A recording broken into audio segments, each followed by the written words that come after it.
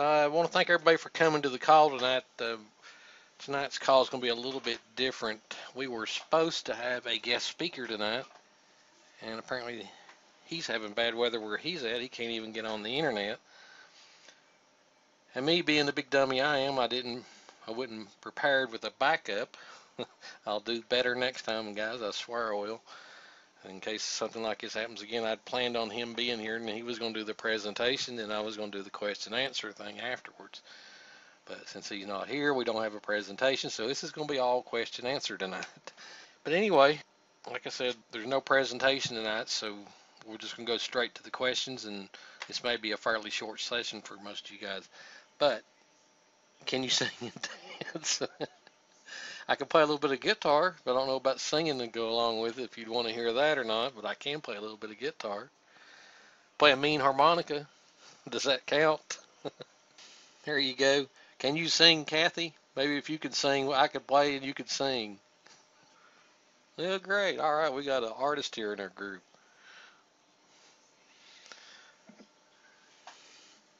Ah, you're a music teacher. Great. What'd you teach? Was it general music or chorus or orchestra or all of it for 35 years? I worked with a teacher that was a chorus teacher, and every morning before the school started, she'd have her chorus students meet before school started. And it always amazed me how she could be so pumped up and have that much energy to sing that early in the morning. I just could never imagine myself being able to do that early in the morning. But she did it for, I think she worked 25 years as a chorus teacher, and it was just amazing that the energy that she had.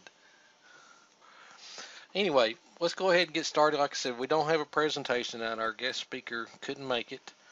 But to make up for it, I do have a report that I've been working on that I should have finished tonight.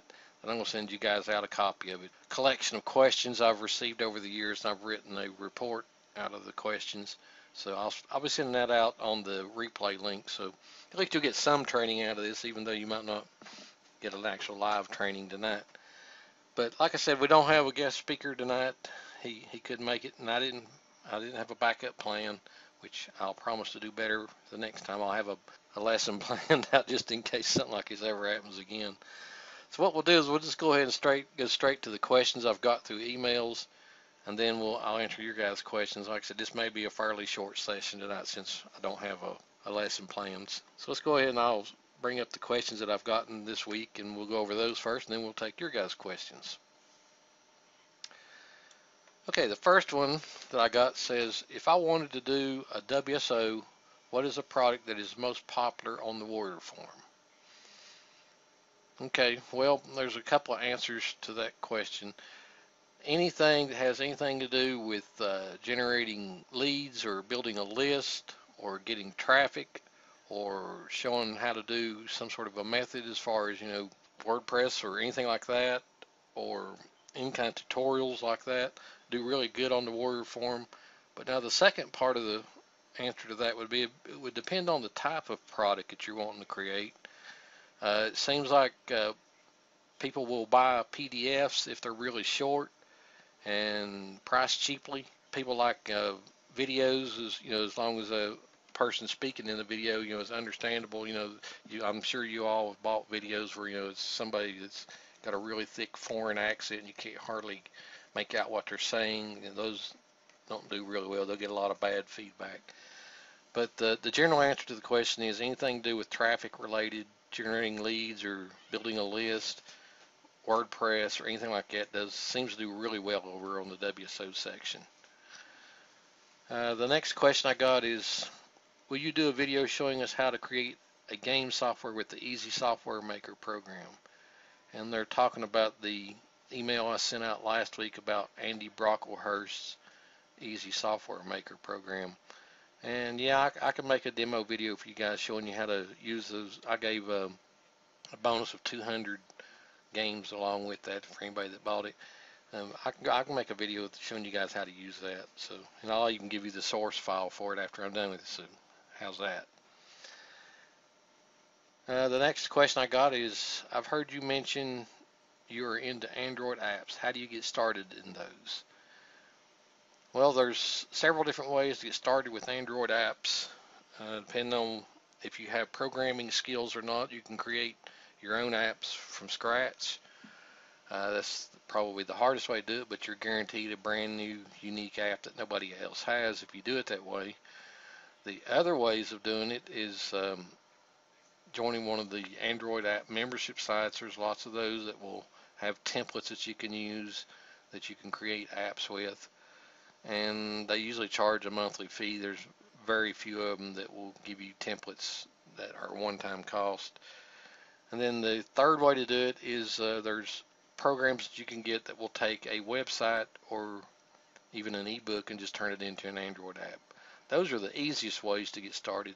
Now, I have a program myself. It's called MobiFire Creation Suite. It's a template system where you go through the software to answer questions and you drop in your content and it creates apps. And that's the type of apps that I create, is with the program that I created.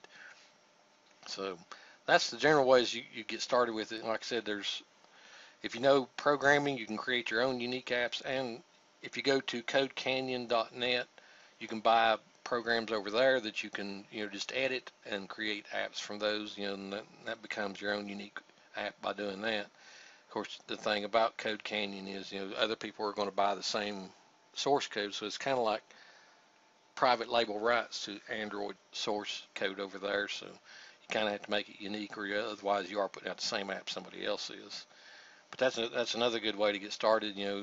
Is to buy the source code over on Code Canyon. Let's see, the next question I got says you buy a lot of solo ads. Are there any cheap ones that you'd recommend? Not really. Solo ads, when you buy cheap ones, and I guess they're talking about cheap ones, it's like $15-$20 or so for thousands of clicks or whatever, unlimited clicks. Those are usually sent through these text ad exchanges and safe lists, and you don't get you'll get a lot of clicks and people coming to your offers or your sign up page or whatever, but you won't get much response from it. Most of those people are clicking those solo ad links like that just to get credits themselves so they can send out their own solo ads. So that's why there's such a low response rate with them. Good solo ads, you're going to spend, like I said, anywhere from 40 to 50 cents a click for good quality clicks from a solo ad provider. Now, there are places that sell solo ads to their membership base that are reasonable. One that I've found that seems to do really well is a website called Top Surfer. They have it's actually a traffic exchange, but they have a membership base of 40,000 members, so you can buy a solo ad from them to send out to their whole membership base, and those seem to do fairly well.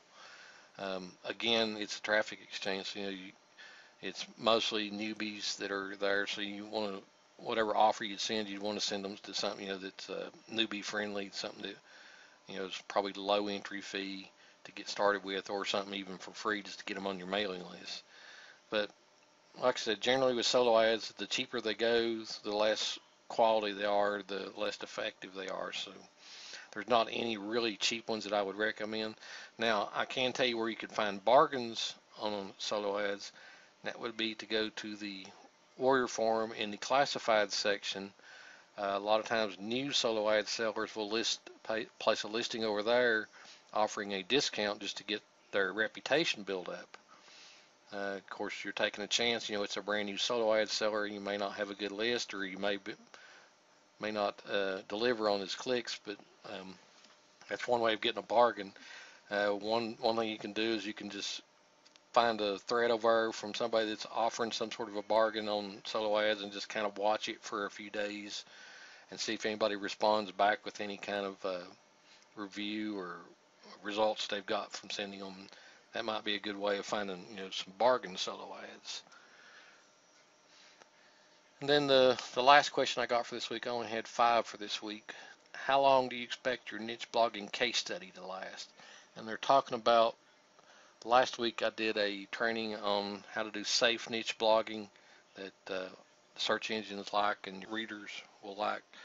And I started doing a case study to show you guys how that works.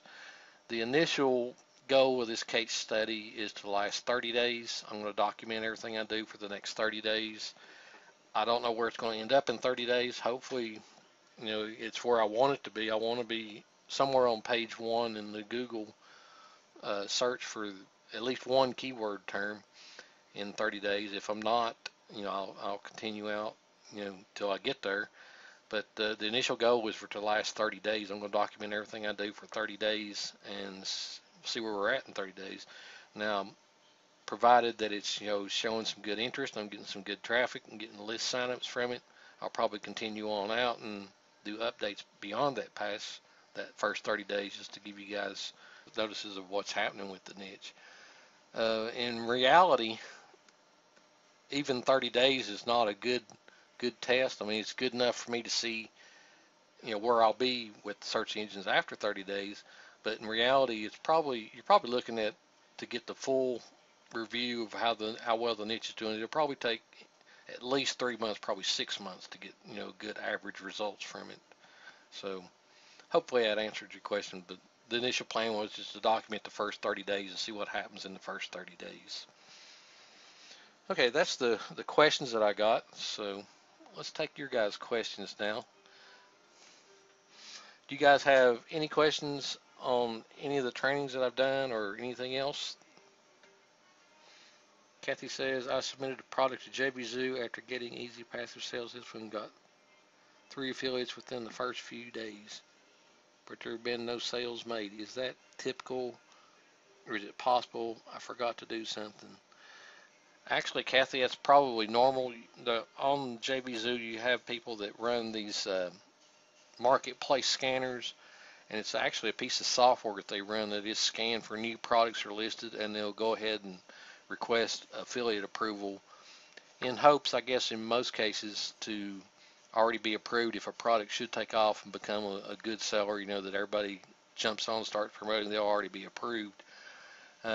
Occasionally, it is somebody, that's searching through the marketplace and just happened to find yours that just got listed, and, they're a real affiliate. But in most cases, it's one of those automated scan programs where they're just looking for new listings and they're wanting to be approved for every new listing that comes. One that I have found is that in the Easy Passive Sales videos that, what's his name, Quan Ho or Quan Dung or something like that, I can't remember his name, he's from Vietnam. He runs some sort of scanner software. He puts in an automatic response, that he's got a blog that he's going to advertise the product on, and does pay-per-click, I think he says in his response. But I've only ever gotten 2 sales from the guy. So his website, if he does actually put them over on his website, obviously doesn't get a lot of traffic or very good traffic, but he's always ever made from his 2 sales. That's, like I said, that's normal to get affiliate requests. I've got them within minutes of listing a product over there. Get not hardly be 5 minutes listed and get an affiliate request. But like I said, most of the time it's those automated scanners when you get those. She's asking, so JVZoo takes care of sending payments or at least calculating them? When you list a product over on JVZoo, the very first process is setting up your vendor's account. You have to link with your PayPal account, and they automatically access the sale process. And depending on if you've approved the affiliate for instant commissions or delayed commissions, if you've approved them for instant commissions, they will automatically send the affiliate their commissions. If you've approved the affiliate for delayed commissions, well, then it goes into a tally, and it just reminds you, that you've got affiliate commissions that are due to pay out. And when you click the payout commissions, it automatically accesses your PayPal account and sends out those commissions. But it's done on a manual process if the person's on a delayed commissions. So if you just got started with listing products over on JVZoo, Kathy? I asked if you just got started. Have you got very many listed over there yet? Just the one? Okay. It takes several to start seeing some sort of a average income from it. I've probably got 150, 200, somewhere in that range now. Some of them I deactivate after a while, but I average about 100 150 or so is what I have active listings now, but I've probably got about 30 or 40 of them that I deactivated. It just takes time. Your first one, it probably took you a long time to get that first one, but after you've done 5 or 10 of them, it don't take any time. I can list one over now in 10 to 15 minutes. Provided that I've got all the information in hand. If I have to go look up anything, it may take a little longer, but if I've got all the information in hand, I can list one in 10 or 15 minutes now. The good thing I like about JBZoo is that once you do start selling products over there, they automatically build that buyer's list for you. So when you do list a new product after you've got several people that's made purchases from you, you can do that, send notifications out, and they'll automatically email everybody that's ever bought something from you telling you that you've listed a new product. And that's a good way to make sales. I've got a customer base over there now. That list is well over 1,200. I can't remember exactly now, but it's well over 1,200. So just sending out one of those notifications just after listing a product, I'll get sales just from JBZoo sending out that. But it takes a while to build up that many, but the good thing, like I said, they do automatically do that for you. Elizabeth says she's made some sales with it too. Yeah, that was the whole point of the training, Kathy, is just for people that have, spare time, that they could use that hour or two of spare time just to list a couple of products a week. You could take it and do it every single day, if you had plenty of time. If you had plenty of time to do that, you could list several products in a day's time. But the whole idea behind that whole product was, everybody has an hour or two during the week that they waste and don't do anything. They're on Facebook killing time, or watching YouTube videos, or playing video games or something like that. You could take that hour or two's time and list a couple of products over on JBZoo. And eventually you'll get good affiliates, and you never know, you might list a product that's going to take off and be a hot seller. But it doesn't cost you anything. That's the good thing about it. It doesn't cost you anything to list one over there. It's just, like I said, you're just using that hour of time that you'd be wasting somewhere else to doing something productive, that could and eventually will, bring you some extra income. Hey, Steve, yeah, we had a scheduled guest speaker for tonight, but he couldn't make it, and I didn't have a backup plan, so we don't have a topic for tonight. Sorry about that, Steve. This is all question answer this week. Can you not hear me, Steve? You may have to log out and log back in, Steve, if you're not hearing me. Okay, while Steve gets his audio problems sorted out, does anyone else have any other questions? Elizabeth asked, do you use Andy B's Traffic Spiker software that came out a while back? I use it on generating traffic to backlinks. I don't use it on generating traffic to any sales pages or squeeze pages. What I have found with is the traffic that it sends is traffic that won't convert, and it'll just drive down your EPCs. So I wouldn't recommend using it on your sales pages at all, because if, say, you've got a product listed over on JBZoo, it'll drive down your EPCs really low over, and then you won't hardly get affiliates to promote your products once they see there's lots of traffic and it's not converting. But it works great for, like I said, for generating traffic to backlinks that you've set up. Like you do a backlink to your main site, you can send traffic to that backlink that you created just to generate some Alexa traffic to it. It works great for that. Did any of you guys from the last week's training start a niche blog?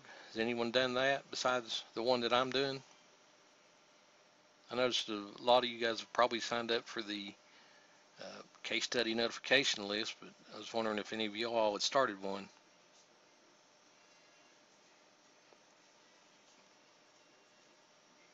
Roy's asking, what exactly is Alexa traffic?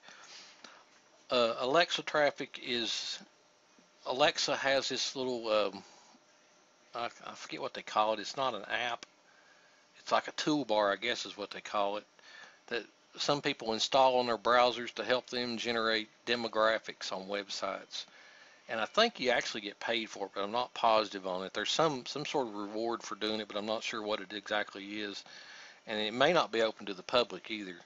But what it does is those people that have that app or toolbar or whatever it is installed, whatever website they go to, it sends a ping back to Alexa, telling them that they've been to that website, and it generates the demographic data of how long they stayed on the website, and their general interests, their gender and that type of thing, their age, and it just generates stats for people to go look at a website and determine what kind of traffic is being sent to that website. Now, as far as us as online marketers, where that helps us is, say we want to buy ad space on a website, we can go look at the Alexa traffic and see what kind of traffic they're generally getting, so we know whether the ad space we're wanting to put over there would do well or not.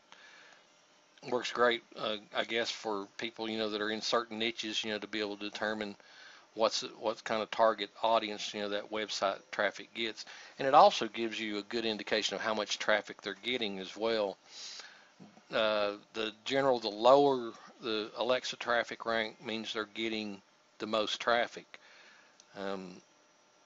I don't know who the number one is. There's a top 500 Alexa traffic list that you can get, and they may even have the link downloadable over on their website. I'm not sure. It used to be publicly available, and I think it still is. But it'll list the top 500 sites that are getting the most traffic.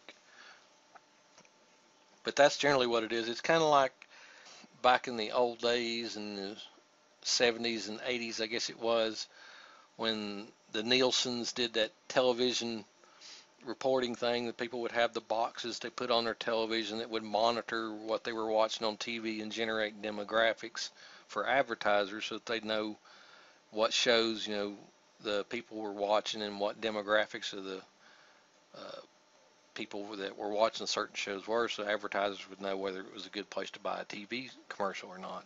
It's kind of like that same thing, except in internet web traffic is basically, I guess, about the best way to explain it. But it's people that have that app or toolbar that generates that statistics.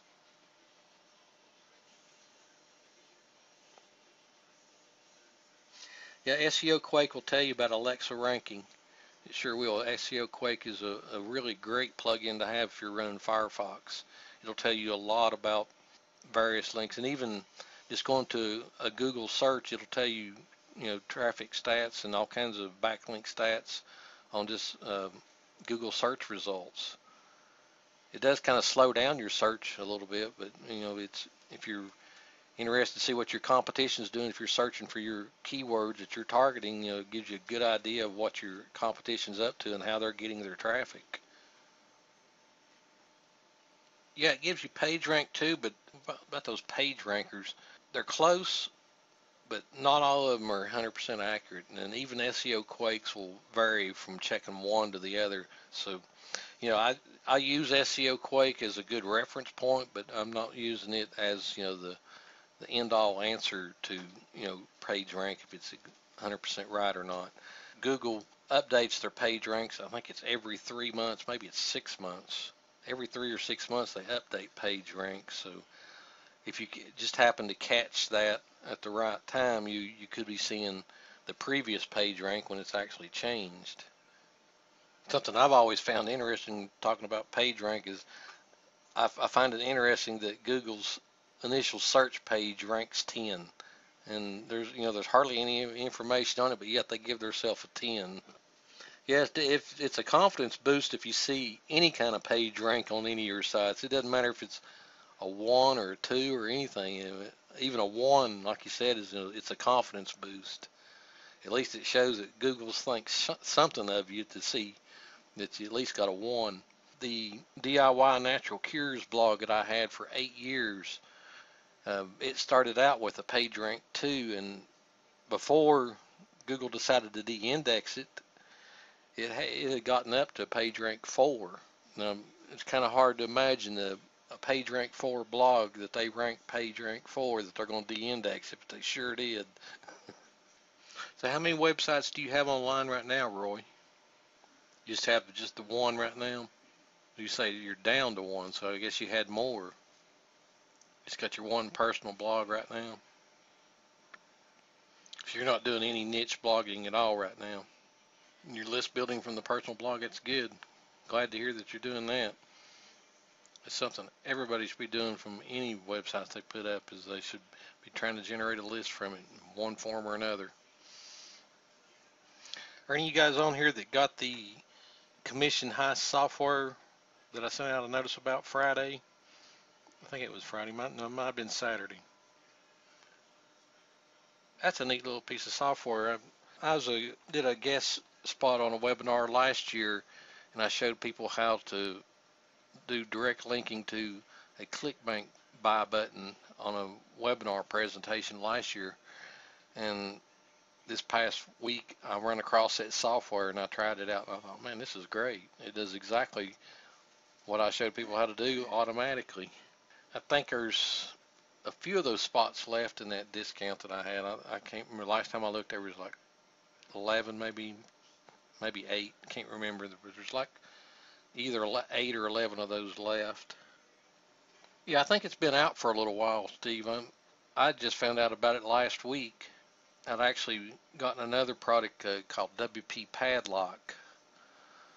It was a PLR WordPress plugin, and in one of the documentations for setting up that product, it talked about going to their website and getting some free bonuses, and went over there, and that was one of the free bonuses was the PDF that went along with that.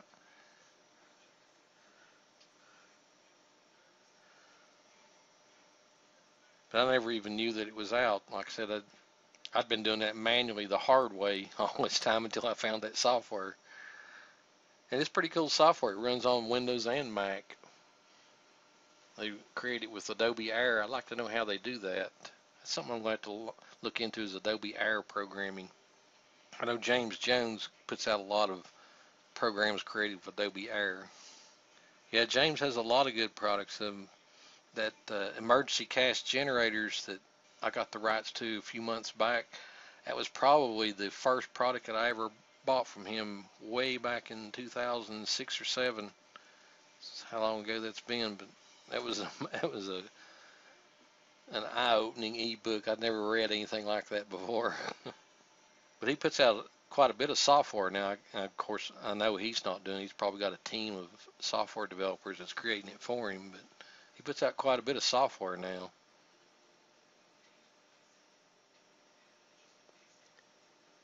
Yeah, it's the original product was 113 or 131 ways to make emergency cash, something like that. And of course, he's re-updated it. The one I got from him a few months ago has been updated for 2014, so I think it's 111, or it might be 101 also. But yeah, that was the original premise. It was over 100 ways. And of course, a lot of it was offline. In his original one was offline stuff. He's been on his mailing list for about 4 years. I guess I've been on it that long, or probably longer, I guess. Because I'm sure when I've originally got that from him in 2006 or 7, I'm sure he put me on his mailing list then, back when he was with Keith Doherty. Yeah, I remember those days when he was partnered with Keith. Keith's been with a lot of people. He's done some things with Charles Kirkland here lately. Of course, Charles is doing a lot more now with Jason Parker. He's working with Jason Parker most of the time these days. Okay, well, like I said, I'm sorry that we didn't have a presentation for tonight. The guest speaker couldn't make it because of the weather he was having. But like I said, I've got a consolation for you. I've got a ebook report that I've been working on for several months that I'll send you guys out with the replay to this, so at least you'll get some training out of this week, even though it won't be live training. Also, I wanted to let you guys know, I mentioned in the email I sent out Saturday that I was working on a deal to get Easy Deal Builder software at a discount. It looks like it's going to come through, but it's kind of a different kind of deal to get it, so I'll have to explain it to you. I should be getting information on that tomorrow, so when I send out the link to the replay on this, I'll tell you guys about what I've worked out with that. But I don't know if you guys know it or not, but Easy Deal Builder was originally owned by Jeremy and Simon, and it was probably one of the top selling JBZoo products for over a year, I guess.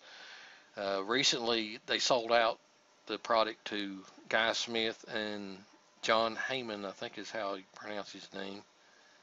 Anyway, it starts with an H. I can't remember exactly what his last name is. But anyway, Jeremy and Simon sold out Easy Deal Builder to them. And I'm friends with Guy Smith, so I've talked to Guy Smith about getting you guys a deal on getting Easy Deal Builder if you didn't get it. It's been out for a while, and it was a really hot product, so you may already have it, those of you that don't have it. And if you got the commission high software, it talks about Easy Deal Builders, so it would be good for you to have. Like I said, I'll get the final details on that tomorrow. Guy got back with me again today. He said that he would send me something tomorrow on how you guys could get a copy of that at a discounted rate on what it normally sells for. So look for that in the email when I send out the replay links. But thanks for coming tonight, guys. I'm sorry, like I said, we didn't have a presentation. I'll have a backup plan for next time should this ever happen again. Normally I probably would have had something planned, but like I said, I expected my guest speaker to be here tonight. So since he couldn't make it because of the weather, we didn't have a training for you guys tonight.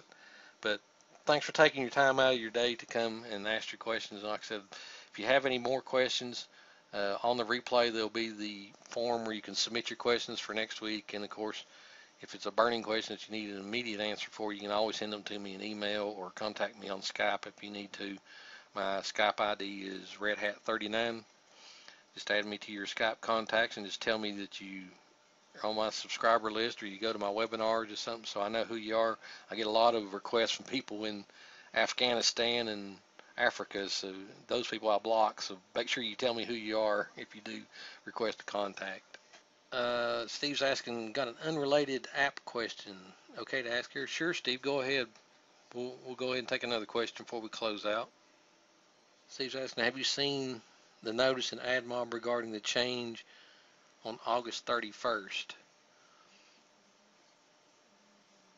Are they talking about August 31st of this year or last year? Because last year they did a change on August. I'll have to go look and see what kind of changes they're making. I may need to update my software depending on what the changes are. Oh, okay. I know what you're asking about now. Yeah, they're switching everybody over from the old AdMob accounts to the new AdSense accounts. That's what you're asking about. Okay. Yeah, I knew that was coming. That they forced it on most of the U.S.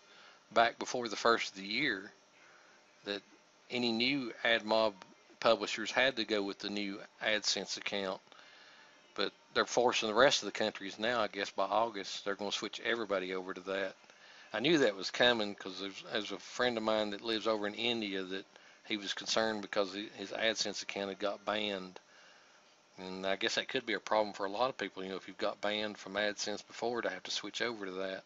But they did make a change last year in the SDK itself, and I had to update my software because of that SDK change. I thought that's what you were asking about. But yeah, I had heard about them forcing everybody to switch over to the new AdSense. The apps I have in my templates use AdMob, Tap Context, AirPush, and there's one other. I forget what the other one is. Anyway, there's 4 different ones that they use. AdMob's not the only one. Yeah, I had to switch over my AdSense account a long time ago.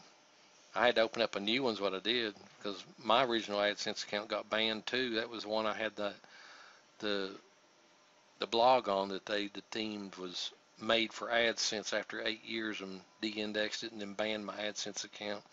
So I had to open up a new AdSense account. Well, the good news is, Steve, they continue to pay you from your old one, even though when it does switch over, you'll get banned. They will still continue to pay you, because I still get revenue from the old AdSense account, even though it's been banned, because they're still making money off of those links that are out there. So they have to pay you for them. It's just that you won't get any new revenue from it. Just revenue that's still out there. It's not much though. It drops really rapidly, Steve. It's not like an active account where it builds up every single month like it was doing. It'll drop really quickly once they ban your account, and once they see that you've been banned before, it'll drop really quickly. But you'll still get revenue from it though for months to come. Like I said, I still get checks from it, even though, it takes a while to get one. I still get one from it every now and then. Yeah, if you don't update them and you still have the same AdMob account that's in the old apps, if you don't update them, they still have to honor those clicks because they're still getting paid for those clicks. It's no problem. Okay, well, thanks for coming tonight, guys. Like I said, if you have any questions, be sure and on the replay page, there'll be a form you can fill out, or like I said, you can send me an email or contact me on Skype. Have a great week, guys, and like I said, I'll send the replay out tomorrow, and I'll have the book that I've been working on for you guys as a consolation for not having a training in that. Have a good evening, everybody.